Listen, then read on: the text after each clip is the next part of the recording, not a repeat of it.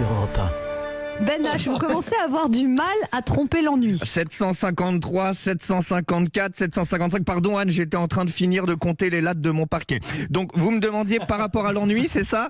Bon écoutez, non, ça va. Bon ok, ça va pas. Non, ça va plus du tout, Anne. Je craque complètement. Je suis au bout du rouleau, 3 jours sans changer de slip. J'appelle ma meuf Mamour et on entre au bout de 3 mois dans la routine des 3 ans. Je fais l'émission en direct depuis mon lit, je me respecte plus, rien ne va. Si le coronavirus, ça te fait perdre le goût de la nourriture, et bien le confinement, ça te fait perdre le goût de vivre. C'est beaucoup trop de temps à ne rien foutre. J'ai l'impression d'être un employé de la CAF bloqué dans un jour sans fin. Si vous saviez à quel point j'éprouve une haine terrible contre ce pauvre pangolin. En temps normal, j'ai du respect pour les animaux, mais là, tu m'en mets un sous les yeux, je tire directement le penalty.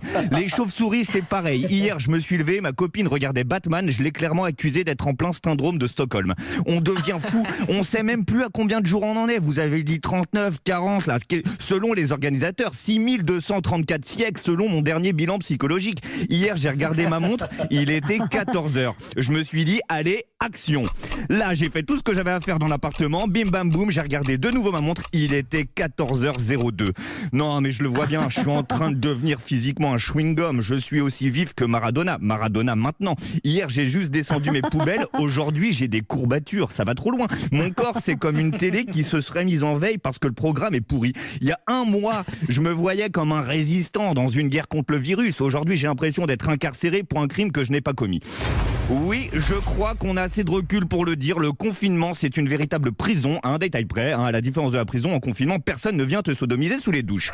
Parce que oui, à ce qu'il paraît, ce genre de choses arrive souvent sous les douches en prison. En confinement, ça arrive seulement après la sortie. On appelle ça un plan de relance économique. En théorie, ça va faire mal aux fesses tout pareil. Et je ne suis pas le seul à craquer, je le vois bien. Mon voisin, par exemple, ça y est, il est devenu complètement fou. Hier, il s'est fait aligner par la police parce qu'il promenait son chien beaucoup trop souvent dans la journée. Ça peut sembler injuste à première vue, mais quand on sait qu'il n'a pas de chien, on relativise.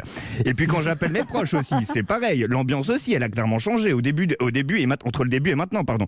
Quand j'appelais ma grand-mère au début, c'était presque touchant. Bon bah c'est pas grave, je vais bien pouvoir me passer de jouer à la pétanque pendant 2 semaines. Là, quand je l'ai appelée hier, c'est devenu très bizarre quand elle a dit « Ah, les boules me manquent. J'ai une hâte de pouvoir toucher des boules dans mes mains. » Mamie, tu parles bien de pétanque. Je lui ai demandé de préciser parce que je me souviens avoir entendu Léa Landau prononcer les mêmes mots et ça n'avait aucun rapport avec le cochonnet. Tout ça pour dire qu'on entre dans la dernière quinzaine et ce n'est pas étonnant que ça devienne plus dur. Ce que nous vivons, c'est comme un marathon. Anne, je parle sous votre contrôle de spécialiste, mais c'est les derniers kilomètres qui sont les plus terribles.